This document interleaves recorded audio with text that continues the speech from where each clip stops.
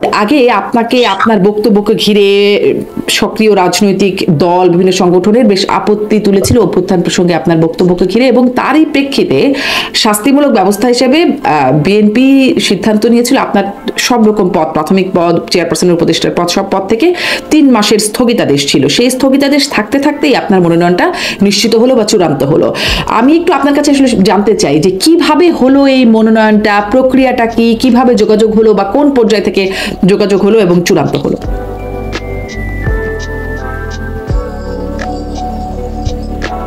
আপনাকে অসংখ্য ধন্যবাদ। এইবারের মনোনয়নে আমাদের দল বিএনপি দল হিসাবে 3টা ইনকোয়ারি বা ইনভেস্টিগেশন করেছে, সব এলাকাতে 3টা করে। তারপরে সরকারেরও 4টা ইনভেস্টিগেশন, এই 7টা মিলিয়ে ইটনামিটামনষ্ট গ্রামে আমি যতটুকু জেনেছি তারা দেখতে পেয়েছে সবগুলোতেই আমার ব্যাপারটা একটা নিশ্চিত ভাবে এসেছে।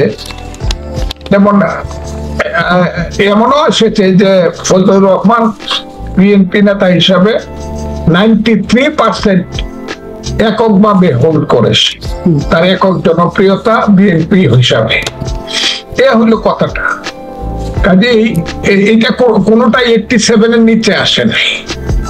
প্রত্যেকটা ইনভেস্টিগেশন আমি যা শুনেছি, আমি দেখি নাই, আসে নাই। কাজে সমস্ত ইনভেস্টিগেশন আমার পক্ষে এসেছে, এবং আমার পক্ষে আসার কারণে আমার নেতৃত্বের যে বিবেচনা বোধ, তারা তো আমার প্রতি ব্যক্তিগতভাবে কোনো অসন্তুষ্ট না। আমার একটা কথার জন্য বা একটা পয়েন্টের জন্য হয়তো আমাকে সাসপেন্ড করছিল, কিন্তু তারা তো আমার গণতান্ত্রিক অধিকারটাকে ওনারা কাটেই করবেন না। কারণ আমাদের দেশনেত্রী বেগম খালেদা জিয়া এবং জনাব তারেক রহমান আমাদের নেতা, তারা খুব বিবেচনা করেই আমাকে মনোনয়নটা দিয়েছে। এবং বিএনপির যে ফেস, একটা দলের অনেকগুলো ফেস থাকে, যে কোনো কারণে সৌভাগ্যক্রমে বিএনপির মুক্তিযুদ্ধের ফেসটা এখন ফজলুর রহমান। কাজে তারা মনে করেছে ইয়েস, এটা একটা প্ল্যাটফর্ম, একটা লিবারেল ডেমোক্রেটিক দল, কাজে এই দলে অনেক রকমের মানুষ থাকবে, অ্যাডজাস্ট এবং কম্প্রোমাইজ করেই চলতে হবে। তারা বিভিন্ন চিন্তা থেকে তারা আমাকে মনোনয়নটা দিয়েছে বলে আমি মনে করি, এবং এই কারণে তাদের প্রতি, দলের প্রতি, দেশনেত্রী খালেদা জিয়া এবং আমাদের নেতা তারেক রহমানের প্রতি আমি কৃতজ্ঞতা প্রকাশ করছি। এর জন্য কি আপনাকে কোনো যোগাযোগ করতে হয়েছে দলের সাথে এই মনোনয়ন পাওয়ার জন্য? তারাই আমাকে ডেকেছে। আচ্ছা, তারা এবং আমি খুব কনফার্ম ছিলাম যে রিয়েলি যদি তারা ইনভেস্টিগেশনের মাধ্যমে নমিনেশন দেয়। কারা ডাকলেন? আমি কে ডাকলেন? কাদের সাথে বসলেন? ডাকলেন বিএনপির চেয়ারপারসনের সঙ্গে দেখা করার জন্য ডাকলেন, মহাসচিব ডাকলেন, এবং চেয়ারপারসন কথা বললেন। আচ্ছা, ওইখানে আমি গেলাম। বেগম জিয়া কথা বলেছেন আপনার সাথে? না, ভারপ্রাপ্ত চেয়ারম্যান আচ্ছা জনাব তারেক রহমান কথা বলছে, ওখানে তার ডাকেই গেলাম। আচ্ছা, কিরকম কথা বলেন, মানে কিরকম কথা হয়? সেই কথা হয়েছে যেগুলো হয়ে গেছে রাজনৈতিক ভাবে, সাংগঠনিক ভাবে, জাতি এবং দলের ঐক্যবদ্ধ থাকার যে আজকের প্রয়োজনীয়তা, যাকে নমিনেশন দেয় তাকে সমর্থন করা এবং সঠিকভাবে পদক্ষেপের মাধ্যমে এই জাতিকে রক্ষা করা, এই ধরনের উনি সবসময় আমি লক্ষ্য করেছি এইসব নীতিগত বক্তৃতাগুলো সাধারণত উনি ৫:৫০ থেকে 1 ঘন্টা 5 মিনিটের মধ্যে শেষ করেন। সেই বক্তৃতাটা আমরা শুনেছি, অত্যন্ত কি বলবো, মেজর একটি বক্তৃতা জাতির জন্য, ওই বক্তৃতা। জি, সেটাই আপনাকে বলেছেন। আচ্ছা, কিন্তু দেখলাম বিভিন্ন আসনে, মানে মনোনয়ন চূড়ান্ত হবার পরে বিভিন্ন 237তে হয়েছে, 63 এখনো বাকি রয়ে গেছে। তারপরে বিভিন্ন জায়গায় অবরোধ, টায়ার জ্বালিয়ে বিক্ষোভ প্রদর্শন করছেন মনোনয়ন বঞ্চিতরা। চট্টগ্রামে তো প্রার্থী একজন সহ 2 জন গুলিবিদ্ধই হলেন, 8 রাউন্ড গুলি ছোড়া হয়েছে। রাজশাহীতে পুকুরে বিষ দিয়ে মানে প্রতিপক্ষরা এসে বা একই দলের মানুষ 2 কোটি টাকার মাছ নষ্ট হয়েছে, এরকম অভিযোগ, এরকম টুকটাক বিভিন্ন জায়গা থেকে কিন্তু খবর আসছে। তারেক রহমান কদিন আগে, মনোনয়ন দেবার আগে আবেগ ঘনভাবে বলেছিলেন, মাকে সামনে রেখে, মার স্যাক্রিফাইসটাকে দেখিয়ে যে আপনারা ঐক্যবদ্ধ থাকবেন। তার সেই নির্দেশনাটা কি কাজে আসছে? হ্যাঁ, কাজে আসছে। কয়টা জায়গা থেকে আপনি বলেন তো দেখি? 237টা নমিনেশন দিছে। 237টা নমিনেশনের 5% জায়গা যদি ধরেন তাহলে তো 12-13টা পার্লামেন্ট সিট। কয়টা জায়গা? 5% জায়গা তখন গন্ডগোল হয় না নমিনেশনের মধ্যে, কারণ যেহেতু এটা নমিনেশনের ব্যাপার, এমপি হওয়ার ব্যাপার, এইখানে এক একটা জায়গাতে 4জন 5জন 6জন করে ক্যান্ডিডেট আছে। যে একজন পাবে অন্যরা পাবে না, তারা এগ্রিড হইলে পরে প্রাথমিকভাবে কিছু ধরনের স্লোগান, কিছু ধরনের প্রতিবাদ হতেই পারে, এবং সেটা খুব সামান্য হয়েছে, মাইনর, খুব মাইনর হয়েছে। এবং আমি আপনাকে বলতে পারি যে গুলিবিদ্ধ হয়ে গেলেন, এটাও কি মাইনর? দুজন ব্যক্তি গুলিবিদ্ধ হয়ে এখনো হাসপাতালে আছে। কেন গুলিবিদ্ধ হয়েছে এটা এখনো পরিষ্কার না, যে নিজেদের দলের কোনো গন্ডগোল হয়েছে। অনেকেই মনে করছে প্রতিপক্ষ যারা আছে নিজেদের মধ্যে না, প্রতিদ্বন্দ্বী দল যারা আছে তাদের মধ্যে থেকে চক্রান্তমূলক ভাবে কেউ এই কাজটা করছে। এটা হলো সবাই মনে, এখন তো ইট ইজ নট ক্লিয়ার কে গুলি করছে। আচ্ছা আচ্ছা, কিন্তু খবর যেটি আসছে যে বিএনপির অপরপক্ষের কাছ থেকে, যাই হোক, এটি আমি আপনাকে ডিভিশন ধরে বলতে পারি, দুই একটা ডিভিশনে 1-2টা এলাকাতে হয়েছে, কোথাও কোনো টু শব্দ হয়। আচ্ছা, আমি আমার জেলা বলতে পারি 4টা নমিনেশন হয়েছে, 6টার মধ্যে 4 মিনিটের জন্য কোনো স্লোগান হয় না বিরুদ্ধে, সব মেনে নিচ্ছে। বাকি যে আসনগুলো আছে অ্যাডভোকেট ফজলুর রহমান, যে 63টি আসন আছে, সেখানে মির্জা ফখরুল ইসলাম আলমগীর বলছিলেন মনোনয়ন ঘোষণার আগে যে শরিকদের বা আন্দোলনে যারা জোট সঙ্গী ছিল তাদের মনোনয়ন দেখে পরে এটি চূড়ান্ত করা হবে, মানে শরিকদের জন্য খালি রাখার একটা আয়োজন এর মধ্যে আছে। শরিকদের কাউকে মনোনয়ন বা এই আসনগুলোতে দেয়া হলে বিএনপির কর্মীদের মধ্যে আসলে কেমন প্রতিক্রিয়া হবে বলে মনে করছেন, বা কেমন হবে? তারা কি আসলে সেই শরিকদের জন্য কাজ করবেন বা প্রার্থীদের পক্ষে কাজ করবেন? এটি একটা প্রশ্ন। কারণ ধরেন কয়েকটা উদাহরণ, যেসব জায়গায় আগে থেকে গ্রিন সিগন্যাল আছে, যেমন নুরুল হক নূরকে তার আসনে গ্রিন সিগন্যাল, ঝিনাইদহে রাশেদকে গ্রিন সিগন্যাল, জুনায়েদ সাকি, আমদালিব রহমান, যারা গ্রিন সিগন্যাল পাচ্ছেন। এর মধ্যে দেখলাম জুনায়েদ সাকির আসনে তাকে বিএনপির কর্মীরা ঝাড়ু মিছিল করেছে তার বিরুদ্ধে, তাকে নাস্তিক আখ্যায়িত করে। তারপরে দেখলাম নুরুল হক নূর বেশ আগেই তার আসনে বিএনপি কর্মীরা তাকে রাস্তা অবরোধ করে রেখেছিল, সেনাবাহিনী পুলিশ অনেক কিছু হয়েছে, সেখানে গেছে, তারপর তাকে যেতে সহায়তা করেছে। আমদালিব রহমান পার্থের কর্মীর উপরে বিএনপির কর্মীদের আক্রমণের ঘটনা তিনিই বলেছেন, নিজেই বলেছেন, মানে এরকম ঘটনা তো দেখছি। তাহলে যখন মনোনয়নটা দেয়া হবে বা যদি দেয়া হয়, তাহলে কর্মীরা কি তাদের পক্ষে কাজ করবেন? বাস্তবতাটা কি এরকম? আমি আপনাকে একটা কথা বলি, এটা তো কোনো স্ট্যাচু না, দলটা তো কোনো ভাস্কর্য না যেটা নড়াচড়া করবে না, শুধু দাঁড়ায় থাকবে সুন্দর হইয়া। প্রতিক্রিয়া তো হবেই, এবং অন্য দলের নেতাদেরকে নমিনেশন দিলে কিছু প্রতিক্রিয়া হবে না সেটা আমি মনে করি না। নির্বাচন কমিশন ব্যাপারটাকে আরো কঠিন করে তুলেছে। কি কঠিন করেছে? নির্বাচন কমিশন আইন করেছে, আরপিইউতে করেছে যে অন্য দলের যদি কেউ দাঁড়ায় নিজের মার্কা নিয়ে দাঁড়াতে হবে। জোটের কেউ দাঁড়ালে যার যার মার্কা, এটা যদি ধানের শেষ মার্কা নিয়ে দাঁড়াতে পারতো তাহলে এতটা প্রতিবাদ হইলেও কোনো লাভ হতো না।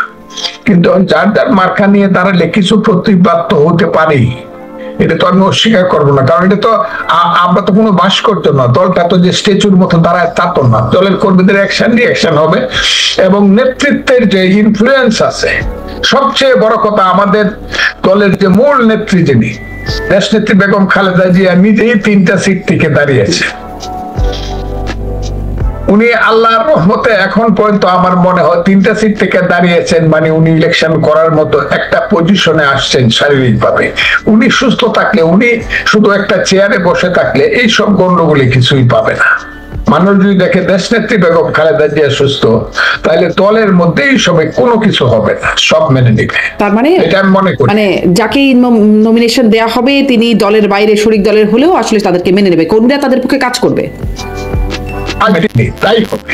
আচ্ছা, আপনি সেটি মনে করছেন। আপনি বলছিলেন দলীয় চেয়ারপারসন বেগম খালেদা জিয়া তিনি 3টি আসনে নির্বাচিত। তারেক রহমান সাহেবের সেই ইনফ্লুয়েন্স আছে দলের উপরে, সে তার সেই হাত আছে, সেই যোগ্যতা সম্পন্ন নেতৃত্ব ওনার আছে। আচ্ছা, কিন্তু তারপরেও ঘটনা কিছু যেগুলো ঘটে যাচ্ছে, যেগুলো ঘটতেই পারে, তা তো ঘটতেই পারে। ভাইয়ে ভাইয়ে যখন সম্পত্তি ভাগ হয়, পিতা না থাকলে পরে আপন ভাই দেখা যায় গন্ডগোল হচ্ছে, কিন্তু তারপরে আবার ভাই ভাই আবার একসাথে হয়, সব জায়গায় তাই হবে। বড় দল এটা, এই দলের নমিনেশন পাইলেই পাশের সম্ভাবনা উজ্জ্বল। কাজে কে চায় না এমপি হতে?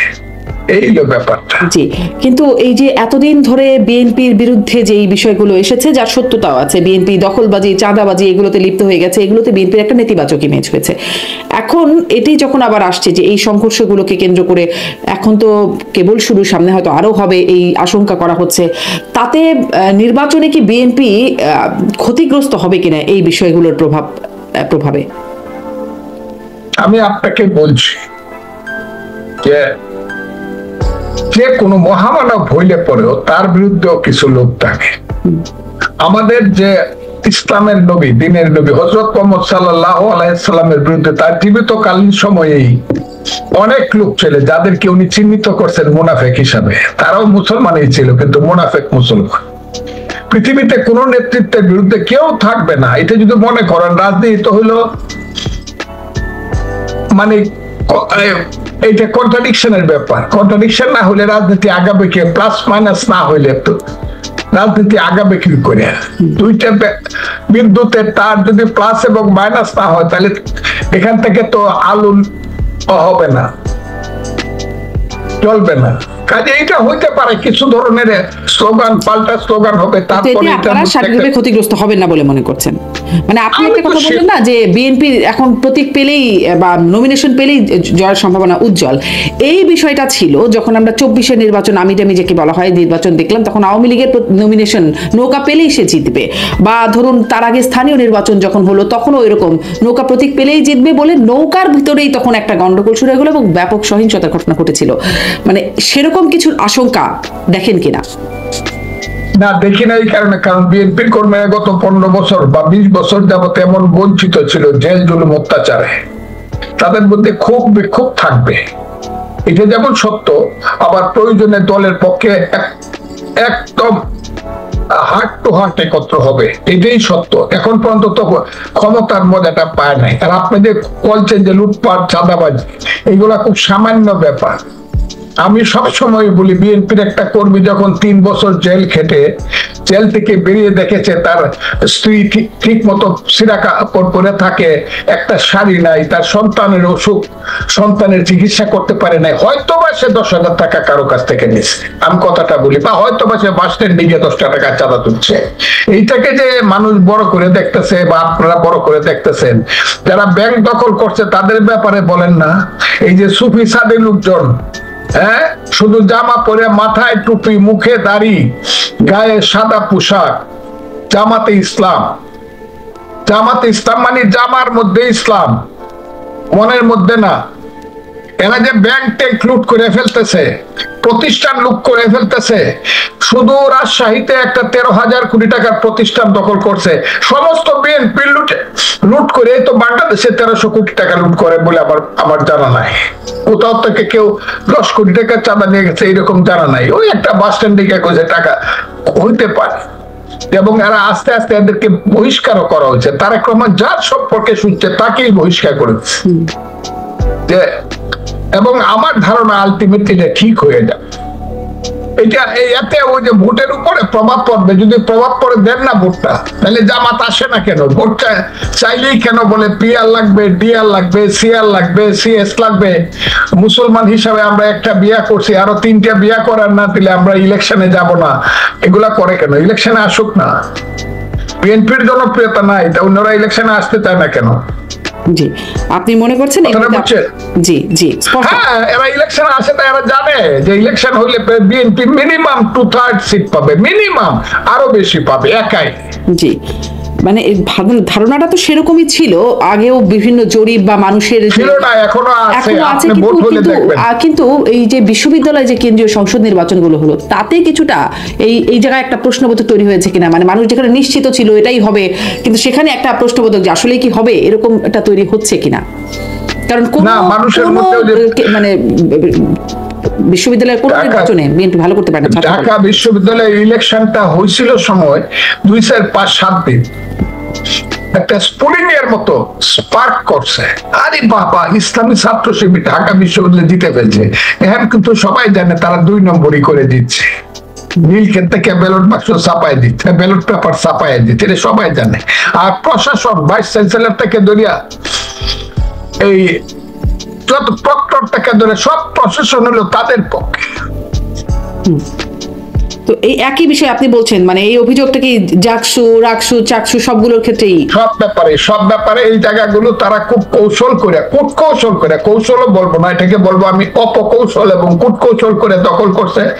যখন ছাত্রলীগেরা এই ইউনিভার্সিটি গুলা দখল করেছিল, সব গিয়া টাকা পয়সা দিয়া হোক, হাতে পায়ে ধরে হোক, এপিজিং করে হোক, ছাত্রলীগটাকে তারা প্রথম ওখানে ছাত্রলীগটাকে ছায়া হিসাবে, ছাতা হিসাবে রাখিয়া এর নিচে তারা বড় হয়েছে গত 15 বছর। তো এই একই ঘটনা, এই একই আপনি যেটাকে কূটকৌশল বলছেন, কোটানকোট, সেই কূটকৌশলটা জাতীয় নির্বাচনে হবে না?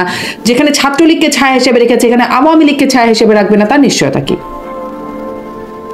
আওয়ামী লীগকে ছায়া হিসাবে রাখলেও যতই রাখুক আওয়ামী লীগকে, আওয়ামী লীগের ভোট, আমি আওয়ামী লীগ করছি 36 বছর, ছাত্রলীগ আওয়ামী লীগ মিলে। আমি আওয়ামী লীগের এমপি ছিলাম, সেন্ট্রাল এক্সিকিউটিভ মেম্বার ছিলাম, ছাত্রলীগের প্রেসিডেন্ট সেক্রেটারি ছিলাম কেন্দ্রের।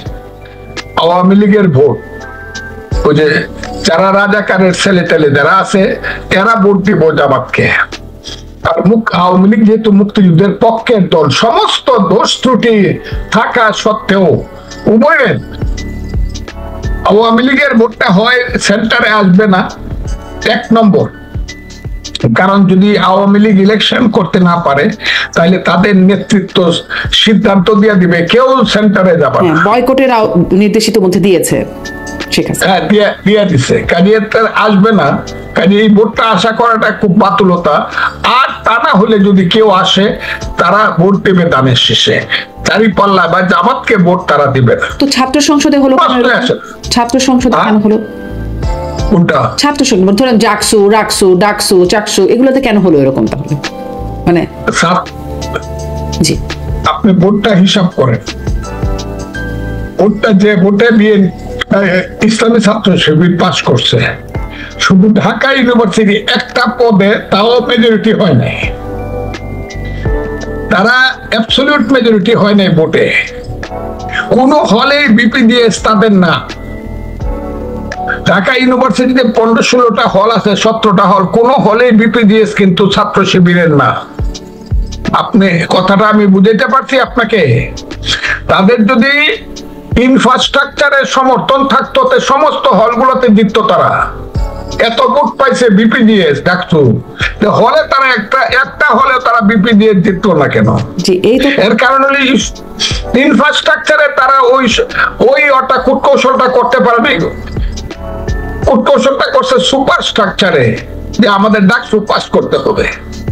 জি, বিপিডিএস আসলে কোন নম্বর হলো ডাকসুতে জয়লাভ করলে পার্লামেন্ট ইলেকশনে জয়লাভ করবে, তাহলে তো ছাত্র ইউনিয়ন যখন ৭২ সনে জয়লাভ করছিল, কমিউনিস্ট পার্টি মুজাহিদুল ইসলাম সেলিম, ছাত্র ইউনিয়নের মাহবুব জামানরা যখন পাস করছিল সব ইউনিভার্সিটি, তখন তো তাহলে নেপ বা কমিউনিস্ট পার্টি ৭৩ সনে সব পাস করতো, নেপ বা কমিউনিস্ট পার্টি মাত্র একটা সিট পাস করছে। জি জি, এটি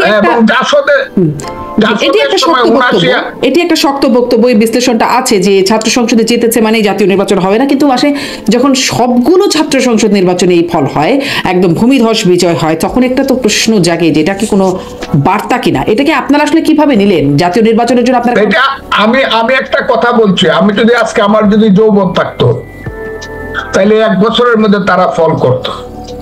এখন 1 বছরের মধ্যে ফল করবে কিনা জানি না, কিন্তু 2 বছরের মধ্যে ফল করবে তারা। কারণ আপনি ফানুসের উপরে, বেলুনের উপরে নির্ভর করে আপনি আকাশে উঠতে পারবেন না। যে বেলুনে ধরে আকাশে উঠতেছে, বেলুন রে খুব উড়ে, বেলুন নিজে নিজে আকাশে উড়ে, কিন্তু তাকে ধরে কেউ আকাশে উঠতে পারে না।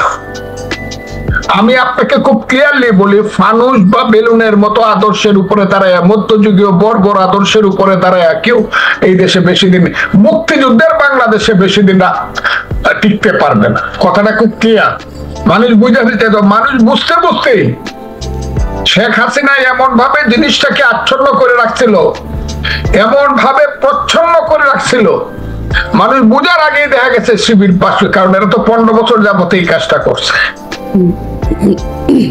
এবং সিটে, পার্লামেন্ট সিটেও কাজ করছে। কিন্তু পার্লামেন্ট সিটে আমি চ্যালেঞ্জ করলাম 10% ভোট পাইতে সবাই মিল্লা, সব মোল্লারা মিল্লা, সব ইসলামিক নামদারি দলগুলা মিলে 10% ভোট যদি পায়, সেদিন আমারে জিজ্ঞাসা করেন যে ফজলুর রহমান এটা কেন বলছিলেন আপনি? ইলেকশন করুক না, করে না কেন? মানুষ এখন এবং এটা বুঝে ফেলছে। প্রথম যখন 5ই আগস্ট হয়েছে 2 মাস পর্যন্ত আমিরে জামাতকে বলছে কি আমিরুল মুমিনিন, উনি হলেন আমিরুল মুমিনিন ডাক্তার শফিকুর রহমান। পরে ফজলুর রহমানের মতো হতবাগারা যখন বলছে আমিরুল মুমিনিন রে কিন্তু আমি চিনি রে, উনি কিন্তু সাদা দাড়ি আর যত দেখাইতেছে সাদা চুল, উনি কিন্তু আমার 10 বছরের ছোট। আমি ফজলুর রহমানের, আমার জন্ম 48, ওনার জন্ম কিন্তু 58-তে। কথাটা খুব বোঝাচ্ছে। উনি মাহমুদুর রহমান মান্নাদের কর্মী। আমি মাহমুদুর রহমান মান্নার আমি পাশাপাশি বক্তৃতা করছি, তখন দেখছি ইন্টারমিডিয়েটে পরে দৌড়াদৌড়ি করে। জাসদ ছাত্রলীগ করতো। জাসদ ছাত্রলীগ করতে সময় দেয়ার ইজ নো গড। তখন তো আল্লাহ বিশ্বাস করতো না। এই জাসদের লোকটা এখন আইসাকে আল্লাহ হয়েছে এবং আমিরুল মুমিনিন হয়েছে। একটা সিটে দাঁড়ায় পাস করুক। আমি যখন বলছি এই 71-কে যারা অস্বীকার করো, 71-এ কোনো যুদ্ধ ছিল না, মুক্তিযুদ্ধ ছিল না, 71 ছিল ভাইয়ে ভাইয়ে ঝগড়া এবং ইন্ডিয়া লাগাইছিল। 71-এ মুক্তিযুদ্ধ হয় নাই, মুক্তিযুদ্ধ হয়েছে 47 আর 24। তোমরা যারা বলো এই রাজাকার আলবদরের বাচ্চারা, খুব সাবধান। যেদিন থেকে ফজলুর রহমান বলা শুরু করছে, এখন তাদের ফেস গুলা মানুষের সামনে উদ্ভাসিত হয়েছে।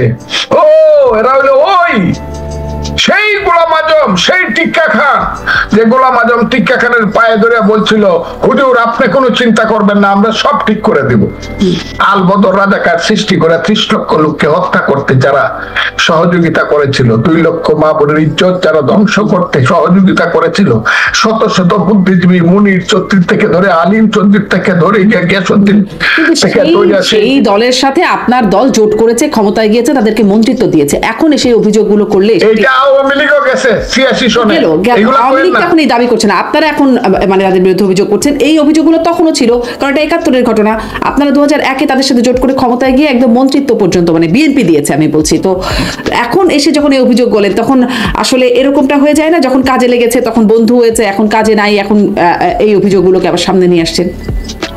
সম্রাট শাহজাহানের যখন শক্তি ছিল তখন আওরঙ্গজেব তার কাছে গিয়ে মাথা মতো করে দাঁড়াইছে দাক্ষিণাত্যের হিসাবে। কিন্তু আওরঙ্গজেব যখন মনে করছে রাষ্ট্র ক্ষমতা আমাকে পাইতে হবে, তখন সম্রাট বাপরে বন্দি করছে, ভাইদেরকে হত্যা করছে। রাষ্ট্র ক্ষমতা কিন্তু সেই জিনিস।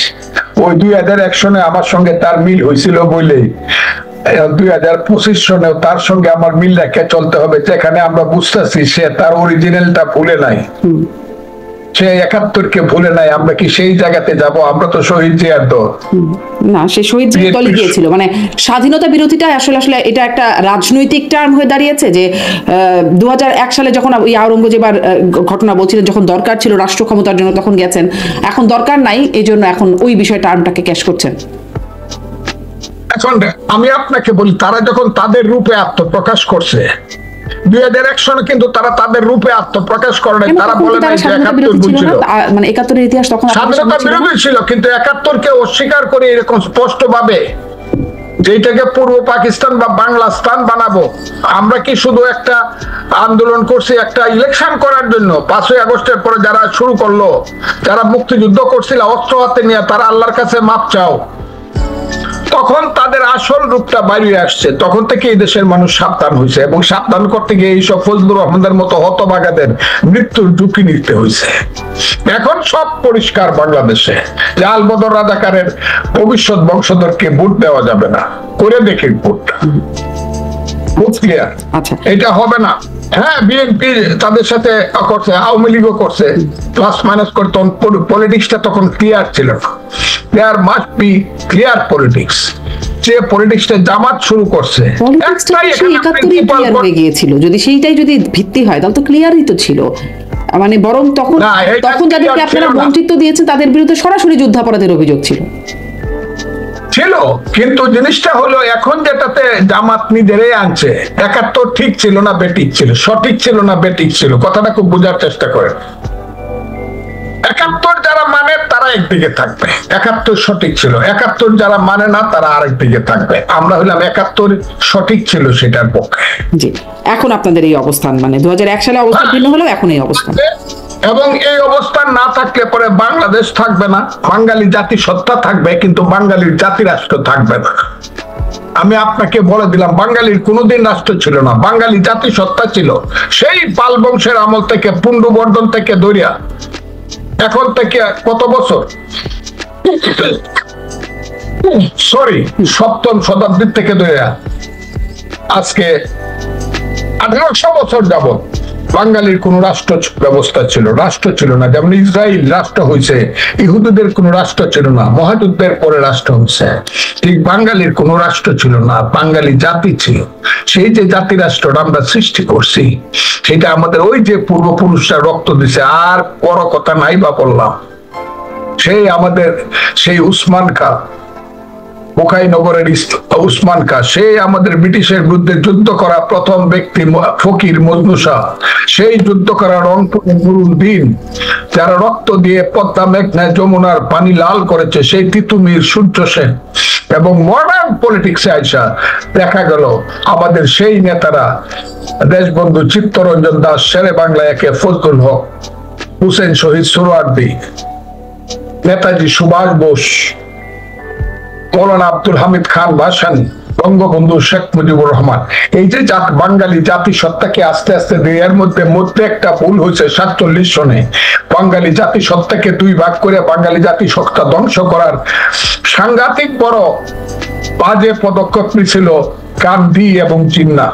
কারণ তারা মনে করছিল বাঙালিরা যদি এক থাকে, বাংলা যদি এক থাকে, কলিকাতা যদি এক থাকে, তাইলে এরা শাসন করবো ভারতবর্ষ। বহু চক্রান্ত করে বাংলাকে ভাগ করছে, বাংলা ভাষাকে ভাগ করছে, বাংলা সংস্কৃতিকে ভাগ করছে। 40 কোটি মানুষ আমরা বাঙালি জাতি, সারা পৃথিবীতে আমাদের অবস্থান হলো 4 নম্বরে, সেই 5 নম্বরে সেই বাঙালি জাতি। আমরা যুদ্ধ করছি, যুদ্ধ করে করে রক্ত ঢালছি ব্রিটিশ আমলে। আমাদের মায়েরা বোনেরা নীল সাহেবদের অত্যাচারে কেঁদে কেঁদে ছড়া বলেছে, ছেলে ঘুমালো পাড়া জোড়ালো বর্গি এলো দেশ।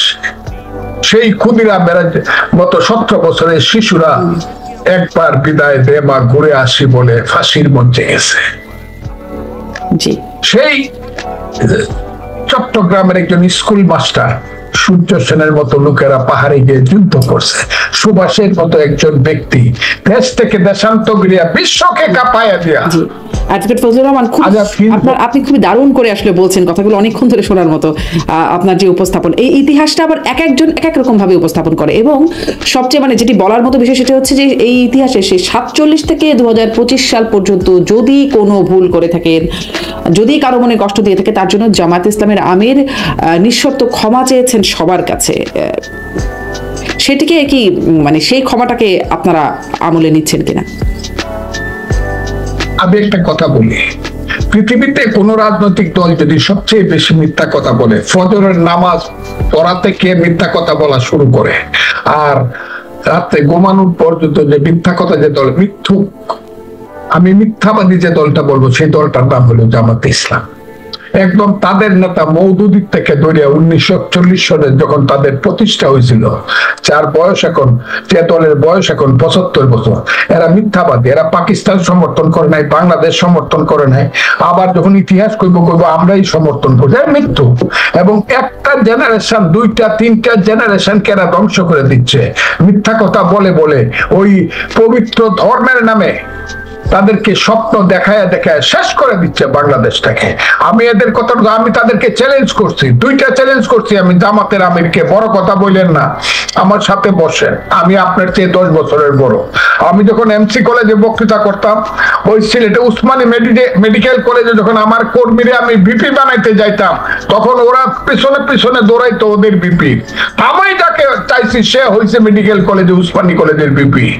আমি যাকে চাইছি সিলেটে, সে হয়েছে মদন মোহন কলেজের বিপি। আগের কথা, এখন তো আসলে অনেক পরিবর্তন, এখন তরুণ নেতৃত্ব। আমি চ্যালেঞ্জ করছি যে বসেন, বসে না। আবার বলছি ইলেকশন করতে চান আপনি, সিলেটে ইলেকশন, আমি তাদের অন্যদের কথা বলবো না। সিলেটে প্রথম ইলেকশন করছে, সদরে ভোট পাইছে 17,000, 1991 সন। 1996 সনে ভোট করছে, ভোট পাইছে 18,000। 2001 সনে ভোট করছে দাঁড়িপাল্লা লইয়া, ভোট পাইছে তার এলাকাতে কোলাউড়াতে 11,000। 17 আর 18 কত হইল? 35 আর 11 46,000 ভোট। আমিও ফেল করছি, কিন্তু আমি হলে 1 লাখ ভোট পাইছি একবারে। উনি 3 বার ইলেকশন করে আমার ভোটের অর্ধেক ভোট তো হয়েছে না। আমার কথাটা খুব বোঝায়, ও তো মানে বড় কথা বলা ভালো না তো। আমি বলছি দাঁড়ান, কোন সিটে দাঁড়াবেন? যদি আমার দল আমাকে নমিনেশন দেয়, আপনারা যে বড় কার বিরুদ্ধে দাঁড়াইতে বলেন? জি, এটি আপনার বিশ্লেষণ। এই দেশের মানুষ, একটা কথা আপনাকে বলি, কোনদিন যদি জানে আল বদর রাজাকার আল শামসের বংশধর, তাদেরকে ভোট দেবেন। কিছু মানুষ ভোট দিতে পারে, এই দেশের মেজরিটি মানুষ মানে স্বাধীনতা বিরোধীকে ভোট দেবেন। আমি চ্যালেঞ্জ করলাম, দুইটা একটা মানুষ ফাঁকে ফাঁকে পাস করে আইসা পড়ে, সেটা ভিন্ন কথা। তাও বিএনপির মতো রাজনৈতিক দলের সহায়তা নিয়ে, আওয়ামী লীগের মতো রাজনৈতিক দলের সহায়তা। স্পষ্ট আপনার বিশ্লেষণ, আপনার বক্তব্য স্পষ্ট। একটু আসি যে আপনি বলছেন আপনি 36 বছর রাজনীতি করেছেন, আওয়ামী লীগের মনোনয়নে ছিলেন, আপনি এমপি হয়েছেন, কিন্তু মানে এটার কারণে মানে অনেকেই ভাবে আপনি এখনো আওয়ামী লীগেরই প্রতিনিধিত্ব করছেন, বিএনপিতে এসে আপনি আওয়ামী লীগের পারপাস সার্ভ করছেন। এই প্রসঙ্গে আপনি কি বলবেন? এটা নিয়ে অনেক প্রচারণা আছে, আপনি নিজেও সেটি শুনেছেন নিশ্চয়ই। আপনি এই বিষয়ে আপনার কি বক্তব্য? এটা যদি করতাম, আমার দল তো আমাকে নমিনেশন দিত না। আপনি বুঝেন, আমার দলের নেতৃত্ব বুঝে না যে আমি আওয়ামী লীগের না, আমি মুক্তিযুদ্ধের পারপাস সার্ভ করতেছি, এবং এটা আমি সার্ভ করে যাবই। এতে আমি এমপি হই না হই, জীবন থাকুক বা না থাকুক, আমি মুক্তিযুদ্ধ ছাড়ব না। মুক্তিযুদ্ধ এই জাতির, 1000 বছরের বাঙালি জাতির সবচেয়ে বড় অর্জনের নাম হলো মুক্তিযুদ্ধ। আমি সেই মুক্তিযুদ্ধ ছাড়বো না। আমি যুদ্ধে গেছি, পাশের ছেলেটা লাফ মেরে গুলি খায় পড়ে গেছে, আমাকে বলে গেছে মামা মারে দেখো, সেই মা পাগল হয়ে মারা গেছে। আমি তাকে ভুলে যাব? সেই মুক্তিযুদ্ধকে ভুলে যাব? আমার এলাকা হলো হাওর অঞ্চল। হাওর অঞ্চলে একটা ছেলে এখন সে বীরুত্তম, জগৎজ্যোতি দাস, ওই আজমেরীগঞ্জের জলছুকা নামক একটা জায়গাতে যুদ্ধ হয়েছিল পাক বাহিনীর দ্বারা। যখন তারা ঘেরাও হয়ে গেছে, তখন সে তার সমস্ত, সে ছিল কমান্ডার, 50-150 বলল তোরা যা, আমি কাভারিং ফায়ার দিয়ে আটকায় রাখি পাকিস্তানি বাহিনীকে, তোরা পাইছে যা, আমার মৃত্যু হবে। শেষ গুলিটি পর্যন্ত করার পরে সে পাক বাহিনীর গুলিতে, হানাদার বাহিনীর গুলিতে আজমেরীগঞ্জে মারা গেল। তার লাশটা বট গাছে টাঙ্গায় রইল, পয়চা পয়চা পড়ছে। আমি সেই জগৎজ্যোতি দাসের মুক্তিযুদ্ধকে ভুলে যাব আর মহাপাপী হব না। আমি ওই যে 7 লক্ষ মানুষ মরছে, শুধু শরণার্থী ক্যাম্পে 7 লক্ষ মানুষ মরছে, শিশু নারী, আমি সব ভুলে যাব। আমার সব ভুলতে হবে, কেন ভুলে যাবো আমি? জি, আপনার মানে আমার মুক্তিযুদ্ধের চেয়ে যদি উন্নত কেউ দেখাইতে পারে, তাকে তাহলে আমি মুক্তিযুদ্ধের ব্যাপারে চিন্তা করব। এখন পর্যন্ত বাঙালি জাতি বনে মুক্তিযুদ্ধের মতো ইতিহাসের গৌরব আর কোনোদিন আসবে না। অ্যাডভোকেট ফজলুর রহমান, অনেক ধন্যবাদ। কিন্তু